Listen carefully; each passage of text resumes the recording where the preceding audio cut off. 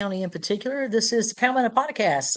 Unfortunately, as you probably didn't know, I was off on a little vacation trip, and so we were not on the air for a little bit. So John has done some traveling as well. And in our discussion leading up, before we get started talking about the post-debate discussion about how things went last night, we were just discussing our flights, and John has introduced me to a airline option here in Myrtle Beach, and it seems like it's starting out to be a pretty good one. So tell us a little bit about the company you traveled with. Yeah, it's Breeze Airways. They don't fly out of Myrtle Beach; they fly out of Charleston, which for some is a bit of a trip, and it's a bit of a trip for me. But Right. logistically, it worked out. Breeze is an airlines that was started by Dave Nealmans, who started JetBlue, had a role in starting Southwest. I think he has Brazil Air. So he's Yeah. he's an airlines guy. He knows what he's doing. Yeah. And basically, what the business model was he sat down and he looked at the map of the United States and looked at all the major markets that you couldn't fly direct to. So he basically Right. went around and eliminated connecting flights. So we had to go into suburban New York, Westchester County, and where we were going is a good, 60 miles from LaGuardia. Right. That trip in New York that car trip can turn into 2 hours, plus there's tolls, plus there's whatever. Right. So Right. instead, we fly into Westchester, and it's 20 minutes from where we had to go. The flights Oh, are very reasonable. Matter of fact, they're downright maybe cheap. this guy should run for president Yeah, I tell you what, even on short notice, they were instead of inexpensive. Vivek. The flights that I've been on have all been business jets, very comfortable. Some new planes, Yep. business jets. If you're not familiar, are 2 seats and 2 seats, so there's no middle, which is nice. Yeah. The people were great, very professional, very upbeat, as you can imagine. It's a big part of selling it now. And so far, Right. I've flown 3 round trips. I think my wife has flown 3 round trips up there, and we haven't had much. The biggest delay we had was the other night, Sunday night, flying on a Sunday night. Last flight out at 8 o'clock. We ended up being 45 minutes late. So, if you know anything about travel, being the last flight out any night, 45 minutes is Right. nothing. It's It's nothing. nothing. Exactly. Just it's 5 minutes for every flight they flew that day, right? So it's not too bad. But it's a good alternative for those who are looking to fly inexpensively and directly. I know they run flights from Charleston to Las Vegas direct, which Right. is which is a biggie. A lot of people like to do that. And of course, you can leave your car in the airport in Charleston. Pretty inexpensive outside. It's $10, I think, and inside is $17 in the garage. And here's a little travel tip for those of you who have handicap plates, because my wife is disabled. Right. 2 free days. First 2 days are free. Wow. So we parked in That's fairly we unheard of. we parked in the garage, which is $17 a day, and it should have been 3 days. I only paid $17. You get a waiver for the first 2 days. That's incredible. So something to think about. It's you have to figure all that in when you're pricing things. And like I said, the flights are inexpensive, but like I said, it's an alternative. You're kind of limited here in Myrtle Beach. I mean, you can get to the big towns direct, but it's hard to get where you want to go. And sometimes driving to Charleston is a bit more convenient than connecting and sitting 3 hours in an airport waiting for a connecting flight, or missing your connecting flight. Everybody knows what happens with connections; they can always go badly. So Yep. it's a good alternative. Yeah, Breeze Airways. I have to call Dave Nealman's up and Yeah. see if He needs to he'll come sponsor our sponsor us. show. But If you're unfamiliar with Dave Nealman's, Dave Nealman yeah. started But JetBlue, so he knows what he's doing. He started Southwest, and so he's been around. all right, let's get off the airlines. Let's talk about the debate from last night. So, did you watch it by any chance, or did you No, watch the Trump interview with I Tucker I, Carlson? I watched the Trump interview. Um, I wasn't really interested. I think that whole debate, uh, my opinion, uh, it's it's a Murdoch production. We all know that the Murdochs hate Trump. They can't stand him. They want him out. They got rid of Tucker. They got rid of Murdoch. They're going to get rid of anybody who favors Donald Trump. And the fact that they staged this 5 months before any primary kind of tells you that they needed to get into the news cycle as quickly as they could, because they need to figure out a way to get Trump out of the way. Some of the people that were up there don't belong up there. They couldn't win. They couldn't win dog catcher. Really. Chris Christie. When Chris Christie left New Jersey as a governor, his Mhm. approval ratings were 8%. 8%. And then Trump said last night, I don't know if you saw the Trump interview. Tucker asked President Trump about Chris Christie. He said, "Come on, you know him. What's the matter with him?" And he says he's bitter because I wouldn't give him a job. And Tucker said, well, why wouldn't you give him a job? He said, I didn't trust him. Well, ding, ding, ding. Because so now you know why he didn't get a job. And he was right. He didn't trust him. And he's the guy. The problem with Christie's the one that recommended Christopher Wray to Trump. Well, the other So, thing I'll say about Christie is Trump did initially let him be an advisor. He was one of his right. advisors in the He beginning, was, and but he wouldn't so give him then he he got rid of wanted him. a, he wanted a cabinet position or something official. And Trump, after he realized, he said, I knew him from New Jersey. I knew him. But then as he was around it as an advisor, but you start to realize, I mean, this guy's a swamp guy, so Well, unfortunately, um, but, I but listened to a good discussion since you didn't watch the debate. I listened to a good discussion today with Peterson and some others. Dave, oh my gosh, his name Rubin, and they were discussing each candidate, and kind of I think the consensus is, and Dave Rubin is like me, he's a DeSantis guy. I think the consensus is rather that there was no takeaway victory. There was no candidate on the stage who just came away dusting the crowd, if you will. But there were some candidates who did not do poorly, and there were some candidates who didn't do anything. right, So let's talk about the didn't do anythings. The first one that comes to mind is, I think you said, maybe you say it's Asa Hutchinson. right, That was I mean, I don't even think he had a blip on the radio. He may have had presented to him, and he just was basically, why are you, and also ran. And then you have the next, why are you here candidate was Bergman, governor from North Dakota. Again, who is this guy? Why is he here? And then, the biggest discussion about him was the fact that he was on the stage because he,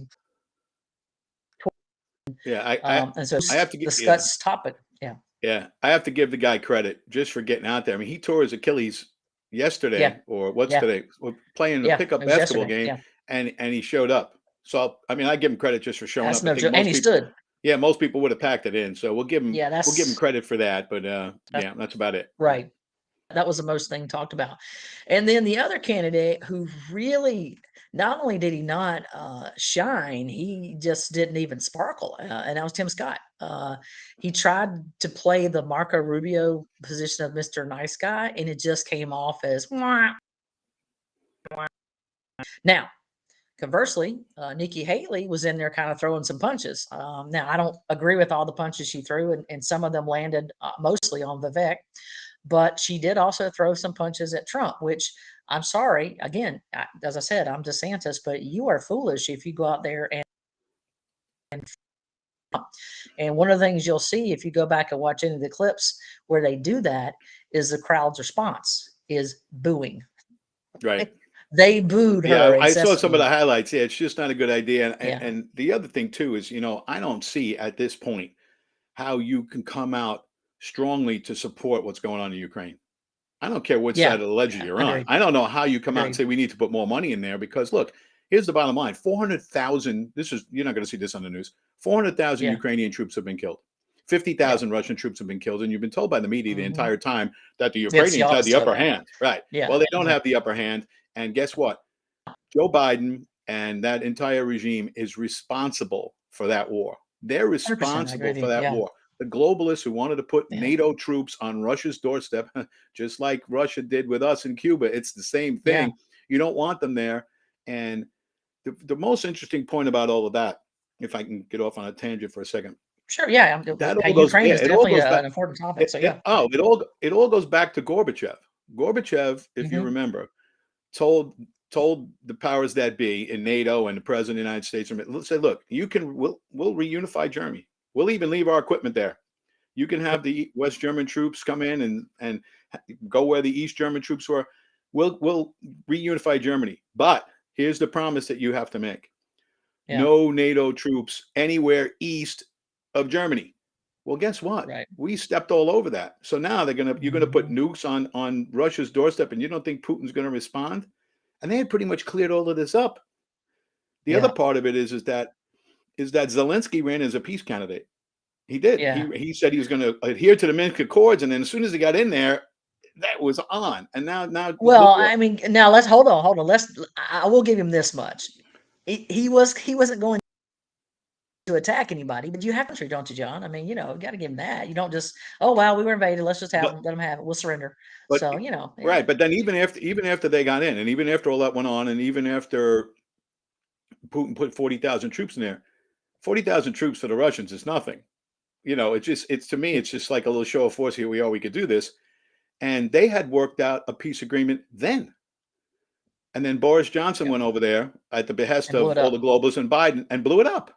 And blew it So, up. Absolutely so did. Yep. we had a big investment there. What they want, and this is a disgrace because you see Milley talk about it, you see Secretary Austin talk about it. This is all about regime change in Russia. What are you doing? I agree. Are you going to start World War III? You got Lindsey Graham saying it on TV. Oh, I know. You're going to start with the largest God. nuclear power. Russia's the largest nuclear power in the world. They have the most nukes by far. So you're going to start trouble with them because you want to get rid of their leader? Look, I know he's a bad guy. He's one of the worst guys there is. But guess what?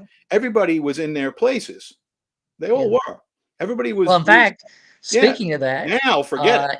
He just took care of the one guy who appeared to be sort of upsetting the apple cart in Russia. And that was the leader of the Wagner group. Yep. Had a plane crash from falling out of a window, some sort of poisoning, or your plane crashes. Yeah, the poisoning is a big one. Yeah, that's a big one. Yeah, exactly. So, so I saw. It was funny because we were in Brussels and we were talking to some folks within the NATO family. I won't mention names for classification purposes, but anyway, the discussion was, what he did is upsetting. And so I said, do you think that is going to hurt him? And I meant Putin. And he said, well, yes, because it does show him as weak.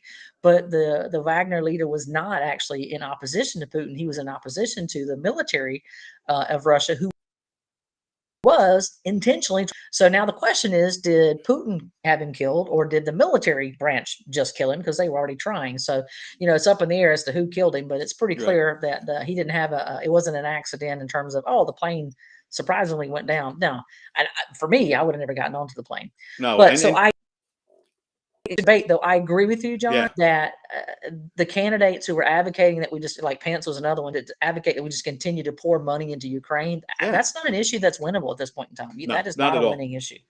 So and it's not I don't a sensible know how. one. And when it comes to national security, it's insanity. It's just insanity. You're pushing us towards a nuclear exchange. What are you doing? They should. I mean, they should pull the plug on this today. I mean, they've basically thrown the Ukrainian people. And you saw Denmark is sending their warplanes, right? Their F-16s. It's insanity. I mean, look what they did. But look what they did to the Ukrainian people. I mean, these are loyal people. They're very proud people. They're working class people, and they just lost an entire generation of young men. Yeah. And for what? Because we want to change. We want to get Putin out. Putin's older anyway. Eventually, he's going to be gone, and there's no guarantee that the guy who takes his place isn't going to be worse. Right. Well, but here's the thing I will say. This is the only thing where I'm going to differ with you. I had to go talk the people of Ukraine into fighting. That's not. Oh, absolutely not. Yeah, they've been going on it forever. Because I mean, we have friends and family there, and we've been in contact with them, and they want to fight, and they've said we'll fight to the last man. So that is the case. So they're asking for the ammunition and everything else. So the candidates who say, let's, like Pence and Haley and others who say, send more money to Ukraine, they're doing it. I'm not really sure what all of their reasonings are, but it's not a sense of the people of Ukraine are puppets and we're manipulating them to fight. It is that we are the only reason they can continue to fight, because the arms that they're being sent, the war is over. But I agree with you that there's no way that we can just continue to perpetuate this endlessly, because we don't have the money. I mean, we just keep printing money we don't have anyway. And we don't have the equipment either at this point in time. Right. Yeah, exactly. And they've lost 11 million people have left that country. Yeah. So you lost 400,000 troops and 11 million people are gone. So, you basically destroyed the country. And look, the young men that might be left, or anybody who they're trying to draft in, they're all leaving. Right. They've seen what this is. This is not, you're trying to defeat Russia. I don't care what kind of equipment they give you. You're not going to beat them. You know how the Russians are. They're very patient, slow and steady. If you know your history, right? I mean, look what they did in World War II. I mean, they lost like 40 million people. They lost 20 million troops. They paid the biggest price by far in World War II, more so than anybody. I mean, God help us, we lost 405,000 men. They lost 20 million. Yeah. I mean, you don't want to even compare to they paid, right? They lured Hitler in and they took their time. They waited the winter out and then they drove back, and it took them a long time, but they're very patient. So Yeah, so I just it'll be they need to, interesting to see how that all shakes out. yeah, supporting that is not a winning issue in a Republican Right, primary. agreed, That was my agreed. point. And I think a lot are back in the early months a year ago when everybody was definitely behind supporting it and sending money. But as this war has drip on, and more money's going and more money's going, the feeling of this is the way to go has become less and less. And then once you take a look at what's happening in, say, it was oh my gosh, the leader of Ukraine, whose name is right out of my head. Zelensky, Um, right? Zelensky's at a table, and the Americans have served him a table full of money. And then the next picture is someone from Maui, and there's like a few bits and coins on the table. So kind of the disparity is, look, we're willing to send billions of these guys, and we give them pennies Right. to take care of their And situation. So that's hitting home. yeah, Yeah, how much of the money came back? I mean, all of this money. I mean, we're giving them money, and what are they doing with the money? Well, they're going to buy armaments. Now, where are they going to buy them from? They're going to buy them from us. So it all yeah, comes or back. Denmark. Yeah. So what happens is they put all the talking heads on, complicit media, MSNBC, CNN. Had you noticed that all of their military advisors are retired generals and retired colonels who now work in the defense contracting industry? Are you saying that there could be something going on here with that? That's why they're on there. That's why they're on Right, there. exactly. Yeah, Yeah, the only guy there's who's a straight shooter is, if you saw the Tucker's interview with Lieutenant Colonel McGregor. As a yeah. 50-minute interview, he laid it out. I mean, he just laid, and he Mhm. was against it from the beginning, as was Tucker, as were a Yeah, lot of people, as was I. yeah. And basically, what they were saying was, this is just it's a non-winnable situation, and they were against it from the beginning. And guess what? They got labeled as Russian assets. Remember Tulsi Gabbard? They're like, she's a spy. She's a spy. Yeah. Oh, yeah, I Of course, remember they're going that to say because that because yeah, you're ruining they're their talking message. points. Yeah, Yep.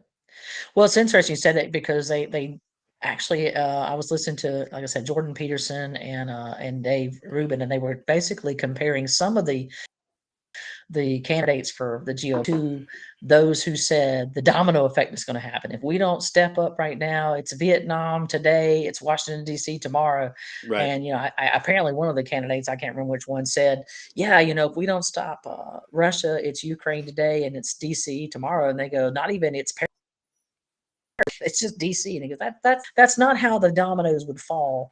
And, there are a lot of countries in between there and here. So um, Well, that it's that issue is interesting. such a mess. And if you think about, look, you think about 3, 4 years ago, that issue wasn't Yeah. a mess. Remember, Trump Yeah. went over and said, "Hey, he chided the Germans. You're getting your energy from Russia. Hello." And then what Yep. do? They go over and Yeah. somebody blows up the Nord Stream pipeline and cripples Germany's economy. Come on, we Oops. know who that somebody was. We know who it was. Yeah, I think so. Yeah. Well, and the other thing that was interesting was the debate or the heated exchange, if you will, between Nikki Haley and Vet, because she basically had no experience with international anything. And she's right. I mean, he doesn't. Right. He made a comment about 9/11 that I thought was infantile. And then I kind of did the math on it. He was like 16 when 9/11 happened. Right. And I just kind of feel like, son, I think they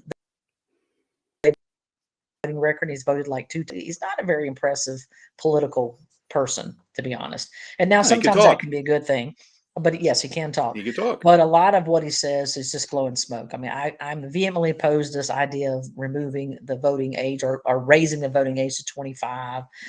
He's just come up with some really ridiculous things. And then the whole Soros connection that I pointed out very early on when he first got in. I said, look, this guy took money from Paul Soros. I said, no, thank you for me. Then he allegedly, and I can't prove this, but the allegation is that he paid money to Wikipedia to have them remove that Right. from the internet so that you couldn't see it. And meant that Well, he had just finished up undergrad school and he needed a $90,000 fellowship to pay for graduate school. And so somebody wisely pulled up his tax records and saw that he made $2.2 million. So right. he didn't need that That money, that was you the know. problem that I had with it. If you're, Yeah. if you're in a position where you're going to get a grant to go to school, at that point in Hmm. time, if you are like working class like we are, you'll take it Yeah. from just about anybody. No joke. You'll Right. take it. Some foundation, you're going to say, oh well, they're connected, but they're sending me to school. If you don't have the money, he lied about not having the money. That's the problem that I have. And I think we lost our connection. I don't know if I'm still on or Shannon froze or might have to dial this back up. We'll see if Shannon comes back on or if I have to come back up. And we'll find out. The beauty of live television / radio. So it's possible that I'm still on, and we'll try to get Shannon back up. And there's Shannon. There you go. So I don't know what happened. Yeah, and you switched sides. Hi. You're on the other side now. Yeah. All right. So anyway, we were talking about Vivek and lying about. I have a problem with him lying about it, not about the money. I don't have a problem with the money at all. If you're looking to go to college and further yourself, and you don't have any money, and somebody says, "Here's 80,000," you go on us. You're probably going to take it. But the fact that he said he needed the money and that he was worth $2 million, that is a major problem for me because he lied. Period. Again, they had him in an interview, I think, somewhere in Atlanta, the Atlantic or something, interviewed him, and they quoted him in the paper on 9/11, and he made some kind of ridiculous conspiratorial claim about 9/11. And then when they put federal it in the paper, agents he on said, the plane. He said, "Oh, they misquoted me. I didn't say that." And then they produced the audio they printed, and I was like, "Vivek, you can't do that." And the third thing, so that's 2 times they caught him in a lie. The third lie is, as I see it from Vivek, is he said last night on the stage that Trump was the greatest president in the 21st century. Now, either you believe that, or you're saying that because you're trying to engender somebody and maybe run for the VP position. Because if you really believed that he's the greatest president, then why the hell are you running against him now? Right. And let's be honest. I'm just, that's a pretty low bar. I mean, think about who you're talking about here, right? Who do you have? You have Bush, you have Obama. Yeah. I mean, come on. So it's not a very high bar. Reagan, girl. I still think Reagan was the greatest. Right, but he's talking 21st century. He said 21st century. That's nobody. You know, that's three people. Well, okay, you're good. You top out of 3 people, 4 people. Right. That's a nonsense. As far as 9/11 is concerned, that's something that probably in a debate situation you should stay away from. You know, we have enough conspiracies going on. Now, do I think that the whole 9/11 commission and the report they put out was truthful? No, not even close. Not even close. They left out major parts of it. But very likely, as far as saying there might have been agents on the plane, well, hey, there might have been agents on the plane who weren't in their official capacity. You never know, right? Right. I mean, there's no way you had some pretty famous people on that plane. Olson, who was the Solicitor General's wife, she's a pretty prominent person on TV. You know, people who say that was all staged. Where is she? Where is she? Where are all those people? Do you think they killed those people off? You know. Yeah. So I agree with you. We have enough conspiracies out there without going back to 2001 to pull something up. So, although I would like to see the Kennedy files. Sorry. Oh, absolutely. No, I do agree with you on that. That's one should have been done already.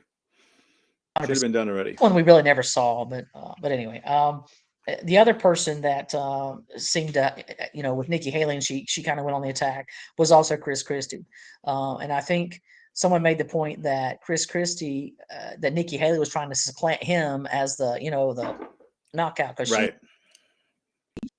Christie and Nikki, I don't know who are they spent. And this is my whole thing about it. If you're going to spend the entire time, and some of this is the moderator's fault too, but if you're going to spend the entire time talking about the guy who's not there, I don't care about that. I want to hear, if you want me to take you serious as a potential candidate for president, how about talking about how you're going to fix things like the economy, how you're going to fix the issues at the border, how you disaster that is our world right now. Those are the things I'm interested in, not what your opinion is on whether or not Trump should go to jail, or if you're going to do this or you're going to do that. And I have to agree with what DeSantis did when they stupidly said, raise your hand if you'd still support Trump if he's convicted. And DeSantis was like, he was like, this is not school. I'm not a child. I don't need to be raising my hand. Hypotheticals, right? What if? Yeah. His point was, and I agree with it, was that let's wait till he's on the stage and he actually has a chance to refute or rebut anything we say. And I think that's a fair thing. To that end, I think Trump should have gone to the debate. I think he should have been there. But there are people on that debate stage that should have been. Yeah, I'll disagree with you there. I think he had nothing to win.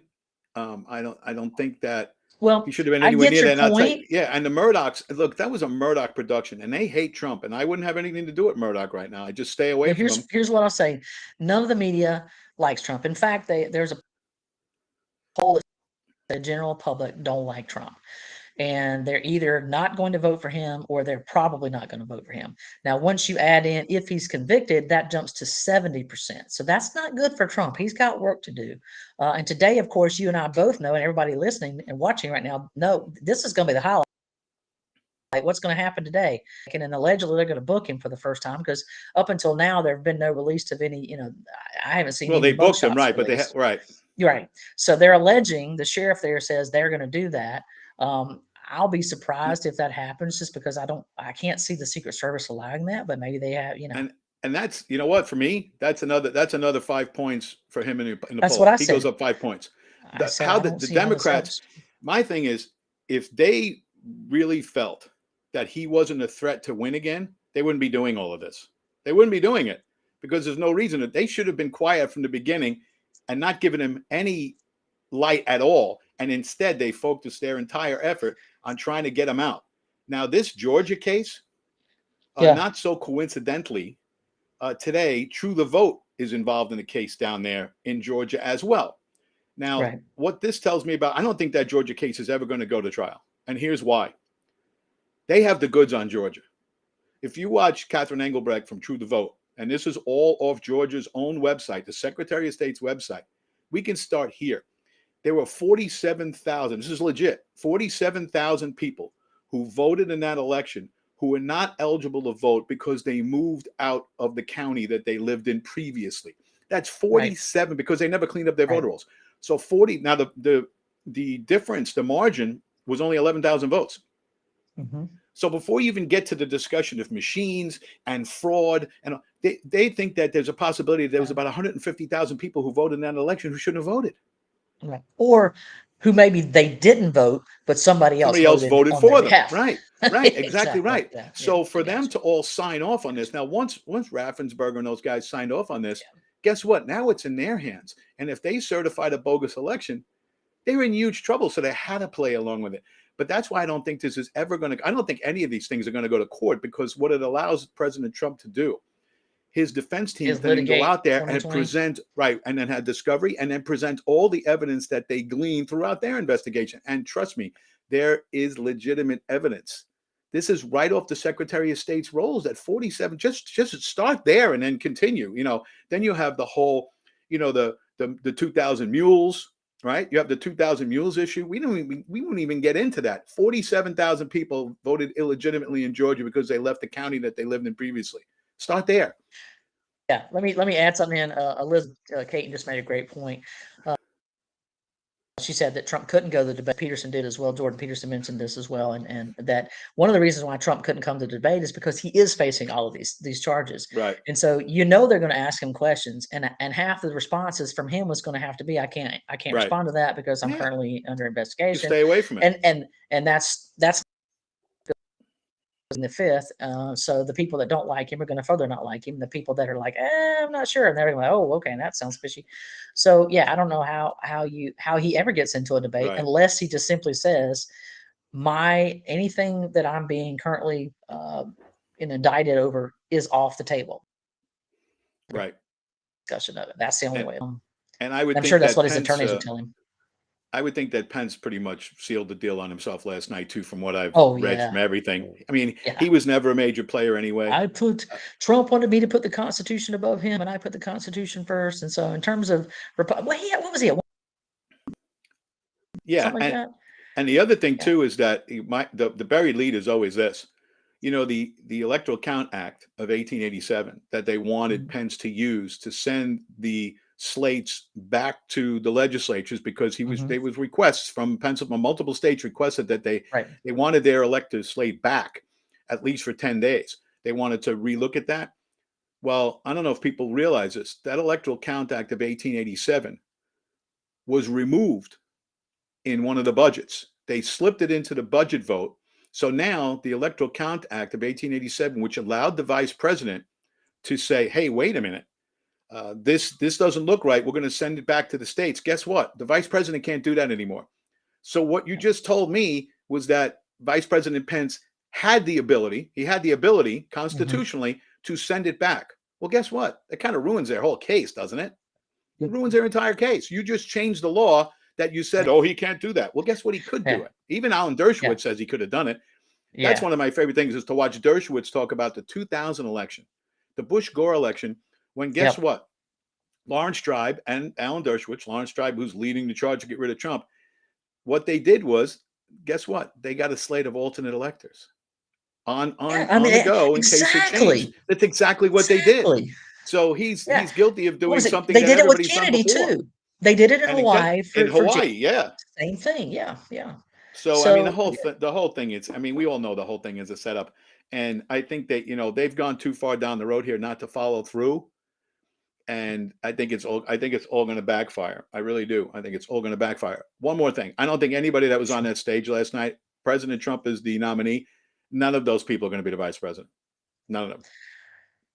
I I don't don't know. think I would so. never say never. I would never I say don't now. think The, so. the talk is that he's going to pick Arizona. Oh my gosh, Oh, what's her Carrie name? Lake. Carrie Lake. I don't say Laura. Carrie Lake. Yeah, he I, was going to pick Carrie Lake. I don't think so, and I'll tell you why. I really think. Well, first of all, let's get this out of the way. She got hosed in Arizona on the governor's race. Hosed. I mean, Yeah. what happened out there was a disgrace. I think Yep. she'll run for senator, and I think she could be very important there because she could flip that seat. I think she could beat Sinema. I really do. I think she could definitely beat Kristen Sinema. I think she's more important if she runs for senator. Right. But I do think that Trump will look at somebody a little different. I Kristi think Noem. he's good. No, I don't think it'll be Kristi Noem either. She's got some issues out there regarding eminent domain and taking away land that's eventually going to the Chinese. I mean, that's a mess. I think he'll stay away from that. I think it'd probably be a female. I think the long shot would be Tulsi Gabbard. She's very solid, and she was a The Democrat. Democrat. Well, she was a Democrat, Oh, but she left. she still is. She Right. still I is. think that the person in the background, and I'm not sure about this because I think she's a little swampy, but is Elise Stefanik. She's been No. super loyal. She's the first one out there every night with a tweet. I mean, all the time. And here's the thing with her. She delivered, along with Lee Zeldin, who's also a possibility. She delivered New York. I mean, if it wasn't for that whole Republican push up in New York for getting those 5 congressmen elected, they flipped 5 seats there. If they hadn't done that, we'd have a Democrat House. And of all places to pick up seats in New York, a lot of the credit goes to Zeldin, but because Elise Stefanik was like kind of the chairperson there of the New York, campaign, she's going to get some credit. So I think he'll probably go with a female, but nobody that was on that stage. I just can't see it unless something radically changes. I don't think he's going to touch any of those people. Obviously, we have a long way in election, so I don't think any of those candidates on the stage are going anywhere except for a few that I think should go somewhere, and that is go home. I think again, more of them should go home to stay. Fruit. Right, the low hanging fruit would be Asa Hutchinson and Doug Burgum. Yeah, Burgum, Christie. You guys need to go. Tim Scott needs to go. Sorry, he didn't do nothing well last night. So I think the general consensus from what I was hearing from people is that it should remain DeSantis, Nikki Haley, and Vivek should stay. The rest should bow out. That's another reason why debates are not for everybody. Not everybody's good at it, and I think Senator Scott is one of those people, and it's not a knock on him. It's just that it's not everybody's cup of tea. I remember George W. Bush when he was running. Not a good debater, just not his thing. But in a town hall, he's great because he comes off personable and is kind of like a regular guy. Not that Bush is a regular guy, but he came off that way. And Senator Scott. Senator Scott's a pretty regular guy, Yeah. And that works for them. And you have to go to great lengths to make sure that if you're a candidate, that you're put in a position where you will shine. And I think Senator Scott, if he wants to be serious, he wants to hang around, and he does a lot of this, you have to stay in the town halls. That those debates are usually disastrous for somebody who's not good at it. Doesn't mean he's not qualified. It's just that he's not good in a debate setting. Well, I'm going to share a comment here because, again, in fairness, I feel like everybody should hear this. I mean, the comment is, I wish DeSantis didn't sound so scripted last night. It's that word for robotic. I like it. One of the things that I really like about having people that are not talking heads. These are mostly podcasters who discuss the debate afterwards. And again, I'm talking about Dave Rubin. So if you go look up Dave Rubin, you'll see that he had Jordan Peterson and some other guys on there whose names I always forget. But anyway, one of the things they pointed out was that he missed some great opportunities. He could have said something to the effect of, well, I did the best as a governor, and the proof is, look at Indiana, look at North Dakota, look at New Jersey. Nobody was to those after COVID, but they're all coming to Florida. I mean, that was an easy win for him, and so he missed that opportunity to kind of hit back with that. And it's like, I feel like, I don't know how you learn that, how you learn to have those moments when you leap out. And again, my mother-in-law today, we were talking about Ronald Reagan's debate. I can never remember who. Just remember the comment he made, because he was the older guy. It was very obvious they were going to attack him for his age. It And was so before they had Mondale. the chance, Mondale, thank you, It was Mondale. So Mondale. before they had the chance to attack him, he said, I'm not going to hold my opponent's youthful inexperience against him. And so he took something that and flipped the script, if you will. And even Mondale laughed. So you have to have that certain level of charisma, and that's not something that can be trained. And so I agree with you that, going back to Bush, as you said, Bush is not a great debater, but he did a good job in terms of getting those and the things he needed to be able to win. But Ron DeSantis is the same kind of guy. He does well in a room with people. He's very personable, but on the debate stage, I'll be the first to say he just doesn't come across as an impassioned candidate. He doesn't have that same charisma. I Yeah. don't know another way to put it. As someone who's done a lot of public speaking, I think that one of the things you have to avoid in a debate setting is that you can actually over prepare. Right. And when you over prepare, your natural self doesn't come out because you're too busy like grasping for the right answer. And the right answer is the one, let's be honest, the right answer is the one you don't have to think about. It should just come right out. Right. It comes right out. Right. So I think you can over prepare for that. And I also think that, and I said this from day one with Governor DeSantis, I think he just surrounded himself with the wrong people. He's being pushed and shoved, and if he would have stuck with who he was and what made him successful as a governor, rather than trying to add all these things in that people who are supporting him want him to say, I think he would have been much better off. And the other part about that is it lets you come off naturally because you didn't memorize stuff. If you don't memorize stuff, you come off as a regular guy. Here's a key. I give you a great example.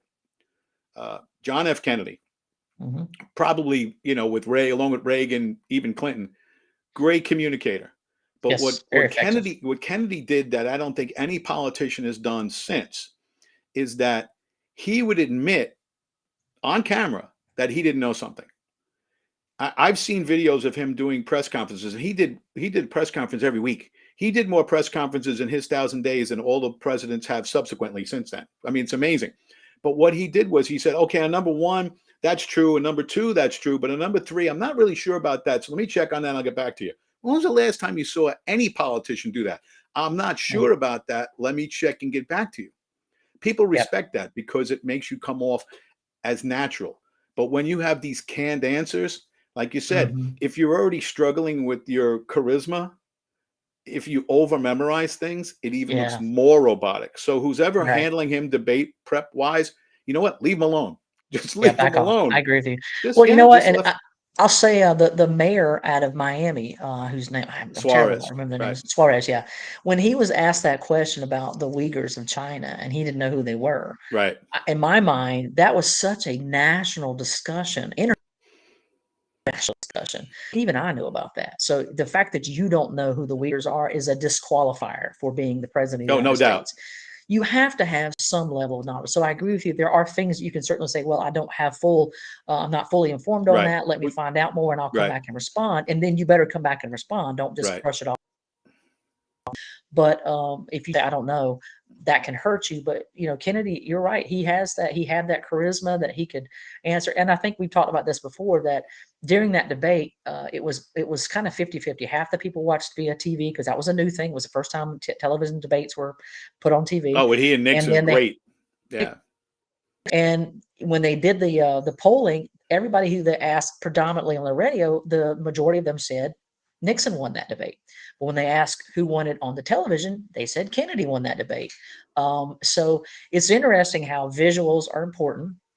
And so to that end, you got uh, Vivek with arms all around. And initially that kind of was interesting. Then after a while, he just started looking like a clown. Right. So, I mean, everything, you have to think about so many things when you're on the debate stage. You don't want to look too robotic. You don't want to look Right. too animated. I mean, it's just fine balance that you have to do. And I think that DeSantis has got room for improvement. There's no question No about it. doubt. I used to tell my students that story all the time about Nixon and Kennedy and the radio and the television. And one of the problems with Nixon was Nixon had a very heavy beard. So if Nixon shaved in the morning and he's doing a debate at 7 o'clock at night, guess what? It looks like he didn't He's shave. got a shadow. Yeah. And Kennedy had that low hairline, and Yeah. Nixon had the receding hairline. And back then the Mhm. stage lights were really hot. It's I mean, it's not like sweaty. now. Yeah. And Nixon Yeah. had the beads of sweat, so he looked sweaty and he didn't shave. Yeah. That's what it looked Yeah. like. And look, I hate to say it, but some people say, "Oh, I can't vote for him. He didn't shave." Yeah, exactly. Didn't Think shave. about He's this. Right. he's sweating. Is he lying? I heard a great point last night, and they said Yeah. that FDR was the radio president, right? Hmm. JFK was the television president, and Yeah. Trump is the internet president. Yeah. Because Yeah. I mean, he was on with Tucker last night. Last thing I Yeah. saw was you had 150 million hits. It's Yeah. insanity, absolute insanity. Well, that's what Vivek was doing because he's been doing podcasts. He's been going around Right. doing interviews on the various Very podcasts. smart. Really smart. And DeSantis tried to start out with something like that. He tried to announce on the Twitter platform, and that it didn't work That out. crashed and Some kind burned. of Yeah. crashed, whatever. But he's now starting to make that same circuit, and I think it was Peterson who said Republicans are still stuck in the 90s and they're not thinking forward in terms of what's the future and how are people getting their news today. I mean, come on, Trump, he beat the media relentlessly. And so most of us conservatives, we don't watch the mainstream media No. anymore. We listen. I listen to podcasts and I read. That's my source. So if that's not where people are getting their information, or certainly not your voter block, then you better go to where they are.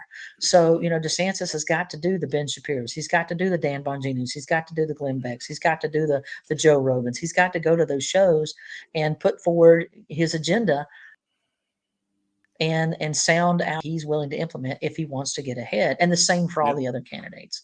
But you have to And, think and about one this last thing too. I'll say about Go ahead. go Go ahead. ahead. The last thing I'll say about Joe Rogan is that he does such a long podcast that the point was also made that if your entire platform is a series of platitudes, things that you've got rehearsed that you're going to say, a platform like Joe Rogan, where his is 3 hours long, because you'll have an hour of that, and then there's going to be another hour where you got nothing to say. And so all of the polish and shine is going to come off, and you're going to look like a big phony. So you better be legit and genuine if you're going on Joe Rogan's show, because you're going to be there for the long haul, and he's going to ask you the tough questions, and you're going to have plenty of time to expound on those. And so simply giving a one-line soundbite is not going to get it done. And if you think about ratings now, Yeah. CNN, 660,000 people watching, 660,000 people. It's mind-boggling how low their ratings are. And even the top cable shows News Network. get the top cable shows, the top ones don't get to 3 million houses. Right. 3 million people aren't 3 million people out of 330 million people. So where is everybody getting their information from? Well, I'm telling you, it's not cable news, it's not local news. And so people have found another source. And why is that? Confidence in the media is dead.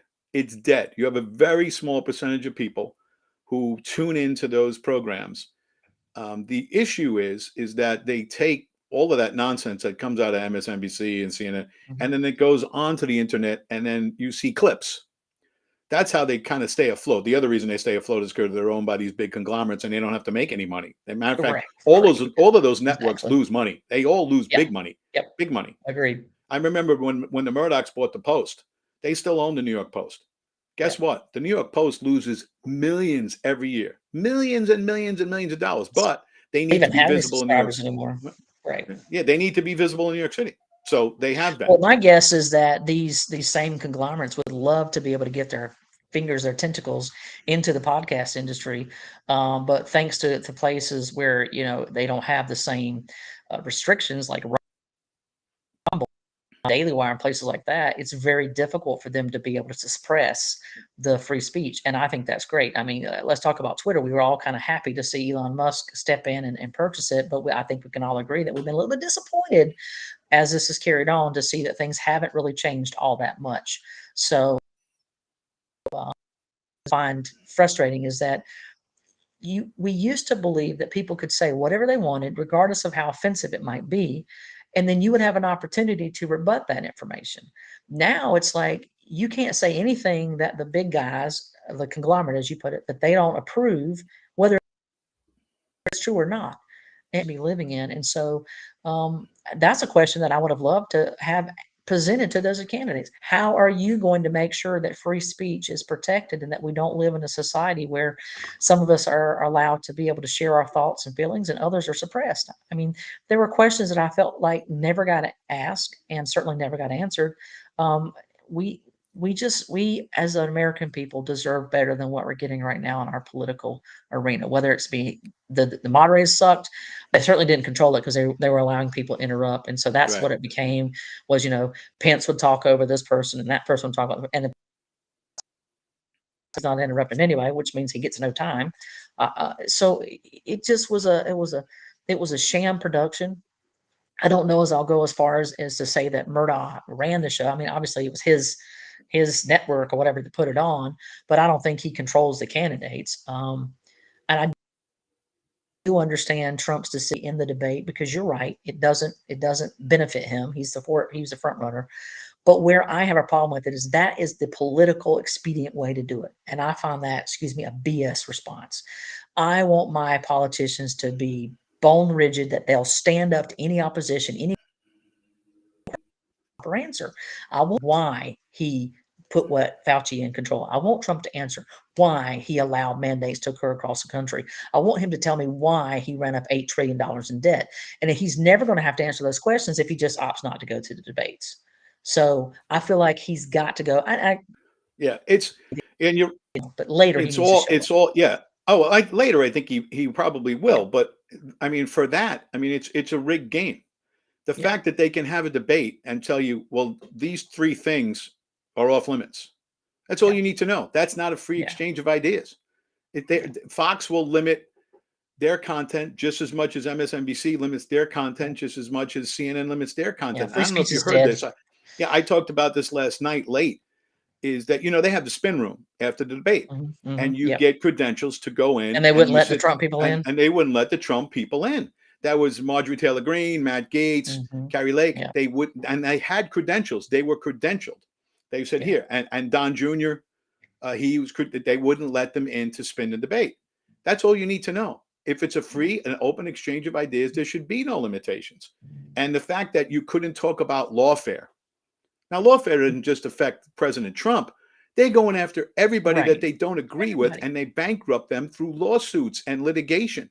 And you couldn't ask that because it involves President Trump. I mean, that's Yeah. all you need to know about that debate. Here's your things that you can't talk about. If I was told that, if I was a candidate and they said, these things you can't talk about, I would have not debated. And I would have said, here's why I'm not debating. I would have made a big deal out Yeah. of it, and I would have got more publicity than I would have ever gotten by participating in that debate. I will not participate in any debate where the moderators are telling me that I can't talk about something. And they Right. all should have said that, but Right. they're looking Right. for Well, publicity. not So only that, let's go one step further. Together and refused to sign that pact that they would endorse the eventual nominee. I mean, that's yeah, rubbish. oh That's exactly what the Freedom Caucus here in South Carolina fought, and by the way, won. They defeated that nonsense. You shouldn't have to sign a loyalty oath. no, Um, absolutely that's not. ridiculous. That is an absolute in the world are we coming to when we say you're then going to have to endorse the eventual nominee? Now, you may have disliked, despised, whatever, what Ted Cruz did at the Republican National Convention when Trump had won the nomination. He stood up and he said, I want you to go out and vote your conviction. And everybody was angry from the Trump crowd. Didn't say go vote for Donald Trump. Well, I wasn't angry because he had the right to say that. He had the right to say go vote your conviction. Now, if he'd have said go vote for me, I'd be like, no, Ted, you can't do that. But Right. we can't live in a country where you're forced because again, as Nando, the family friend that's here, he said the vote is supposed, nobody's going to go look at your ballot and see who you voted for. So why then should you be required to stand up on the stage and announce who you're supporting? Right. And the What's same next? They're thing's going to climb in the ballot box and check your ballot? yeah, the same thing's happening on the Democrat side, because they asked Bobby Kennedy Jr. that, would you support Biden? He said no. So I'm not going to make that pledge that I'm going to support Biden, because obviously he's against just about everything that Biden stands for anyway. There may be some social issues they agree on, but other than that, but it's the same thing on both sides right now is they want you to take the pledge. And guess what? This country is not about pledges. It's not about loyalty oaths. I mean, that's Marxist at its worst. 100%. While I was in Europe, I did, flying over there and traveling in between the countries. I had some time to read. And so one of the books I read in full was Carol Roth's book, You Will Own Nothing and Be Happy. And like it, right? You need to read that book. That is a must read. Yeah. And then you need to, and then The Naked Communist and The Naked Socialist. But once you read The Naked Capitalist, you're going to have the same sick pit of your stomach feeling that I did. I'm confident of it. And you're going to have an immediate response to go back and start looking up connections with these nonprofits and the various, and I mean Republican and Democrat. Folks, it is bad. It is beyond anything you can even deem to imagine. The uniparty is very much a real thing. There very much is serious evidence to support and prove that there is a small group that is basically dictating what goes on in the world. And about the meeting with the BRIC nations to talk about replacing the dollar. And folks just don't seem to think that that's a big deal. That's what, listen, the Dutch, that's what killed them. I mean, that's why they're no longer the power that they were. The British, that's why they're no longer the power they were, because their currencies were removed. And then we came along and so now we're about to have that same, wool pulled out from under us, and it's not going to end well for us. I think you made the point that inflation is going to be staggering. If you think it's bad now, you just hold on to your hats. If that happens, and it's not going to happen like tomorrow, it's going to take a little time. Right. But if that happens, it's done. I mean, it's done. I mean, you end up like Great Britain. You go from being the world's most dominant country to, a has-been. And that's exactly what's going to happen if this goes through. And you can put all of that back to that 2020 election. Stolen elections have catastrophic consequences. Again, whether you like President Trump or not, that would not have happened. It wouldn't happen. They weren't going to get into all of that because you still had Modi, and Trump's relationship with India was very, very good. Very good. And let's face it, the same thing happened in Brazil that happened here. That election was not above board at all, right? Right. So you would have had it would have been a different world, especially because of India. Modi has to do what's right for Modi and Modi's people. Right. And right now, because America is weak, and we are weak, because it's weak and the dollar is weak, because of that. We got downgraded. We're downgraded from AAA to AA. I mean, come on. Right. And because of that. And that's not the first. No. Barack Obama, when it happened the first time. Yeah. That was the first time in the history that had ever occurred. Democrat, Barack Obama. Second time it occurred, Biden, Democrat. So you can tell me what's going on. Yeah, well, I mean, and when you look at Modi, I mean, India is the largest country in the world. They have more people in China now. Right. And they loved Modi, and Trump got along very well. And the Indian people loved Trump because he viewed them as a major player and like an equal economically. As an equal, not he was the first one to really do that. Right.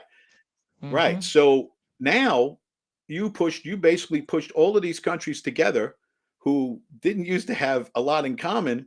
And now their commonality lies with the fact that they all agree that the United States is in a weakened position, and they have to look out for themselves. And we're in a very, very dangerous spot here. I mean, this could go very, very badly, very quickly. From now until the end of the year, I'm telling you, this could be a very interesting 4 months till we wrap up 2023. And I'm not talking about it being exciting and fun. Right. No, I agree with you wholeheartedly. And I think you had put the post up on your page, and I commented. I was like, I've been talking about this for 2 years. And I think Elizabeth and some others said, she has. Yeah. She's been saying, when do we go? I think I mentioned this, and if I haven't repeating it, I'm sorry. When I was running for Congress up in New York in 2020, I got to speak. One of the rare opportunities I got to speak for a pretty big crowd is because we have COVID, so I couldn't get out there and talk to people. Right. Went to an outdoor event and spoke in an outdoor event. And I never prepared speeches ever. I didn't even bring cards. I just spoke from my heart. Right. And what I said Which is was the best way. pretty much what you were talking about. I said, pick a side. I said, this Mhm. isn't Republicans versus Democrats. I said, this is big government and big tech and big corporate and, Mhm. big pharma and our deep state government and CCP, the CIA, all of them against we the people. And Yep. that's what we're looking at here. So pick a side. And some of the people got it, and about half the people looked at each other like, "What is this guy talking about?" You went down the rabbit hole. And there Yep. are some times when you hate to be right.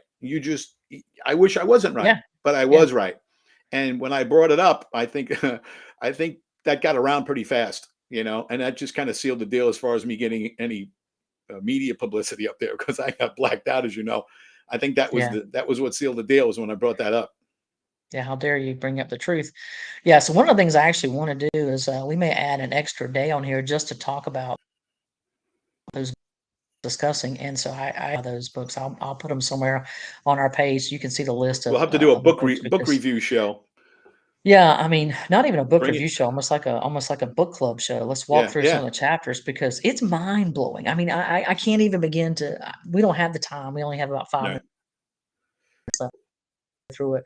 But books, you will have such a better understanding of what's happening today, what's going on in the Uniparty, what's going on with the big business. I'll just give you one quick example. Housing. Up until 10 years ago, there were no major conglomerates who owned single family houses. They just didn't. Now you had some small businesses like what you have here that own the apartments and the condos and things like that. But you didn't have multi-billion-dollar companies like BlackRock and things like that that owned single family housing. 10 years later, there are three that own, are you ready for this? They own 18% of our nation's housing. Hmm. Folks, that's not a small thing. That of the housing is owned, and they have no intention of selling those houses. They fully intend to rent them. And they're forward to that, they're also building houses, not with the intent of selling, but with the intent of renting. Yep. So they are going to take away your ability to even own your own home. Yep. That's coming. And the ways that they can jam you up on this is an example is giving of a family in Chicago. They bought a house, had two kids. The taxes on the house was, something like 6,000 a year. They were able to make that. Then it went up to like 8,000. So the wife went back to work as well. So she and the husband are working. Then it goes jobs. It finally went to $16,000, the taxes on this house. They couldn't afford it anymore. So they had to sell the house, move into something smaller. They went from a 3,000 square foot house to an 1,100 square foot house. And the taxes on the 1,100 square foot house was still $6,500 a year. That's outrageous. So Yeah. they're in the middle class. So Right. these are things that you And got to be aware of. And it's not just Democrats or they're both doing it. Democrats and Republicans are both in this. and if you don't believe it, all you have to do is look at the housing market now. And I know you know this, Shannon, because you Hmm. have a real estate background. Yep. Tell me another time in the last 60 years where the rates have climbed exponentially. I mean, they were artificially low. Okay, they were Right, three for right, yeah. 30 for Way a too 30, long, and now yeah. they're up Yeah, towards, getting up towards eight. yep, But historically, when exactly. that happens, it gets to a point, and then the prices in the market drop because the buyers can't afford the high interest rates. So they Mhm, have to be commensurate. So they yep, they adjust accordingly. Well, what's going mhm. on now? The rates are going up astronomically, as are the cost of The homes. They're prices, going yeah, up. And why is that? Because the interest rate means nothing to BlackRock. yeah, that's exactly Nothing. right. And that's why you're Nothing. seeing we keep Yeah, waiting for the price to drop, and they're not going to it ain't drop gonna. because Nope. conglomerates are buying it and not the individuals. And you're right. It's you're going to rent and you're going to like it. And that's Mhm, exactly what they want. And that's the elephant in the room. When we have these meetings down here about zoning and all that, somebody has to bring that up in a meeting and say, do you see what you're yeah, doing? These are not yep, being built for home buyers. You might think they are. mhm, In Myrtle Beach, I saw the news this morning. Myrtle Beach is the place that's seen the most people coming towards, really, Horry County, mhm. but have the Right, most people coming down here. We have to build more housing. We have to build. No, no, because what's going to happen is they're all going to end up being rentals. yep, And rentals are what ruin areas, you're right. period. People That's take care of homes when they own them. If you that's rent, you exactly don't right. take care, you never take care of a rent a car the way you take care of your own car. Plus, typically, a home ownership is usually like 70% of your wealth. So if you Yeah. don't own it, you're taking away 70% of that wealth. So, well, folks, if you've enjoyed this discussion, We'll be back next week on Tuesday. We may actually do something. I don't know, maybe tomorrow morning even. I might jump on and talk a little bit more about the books if John has the time. But please go out and purchase, like I said, The Naked Capitalist. Go out and get You Will Own Nothing and like it.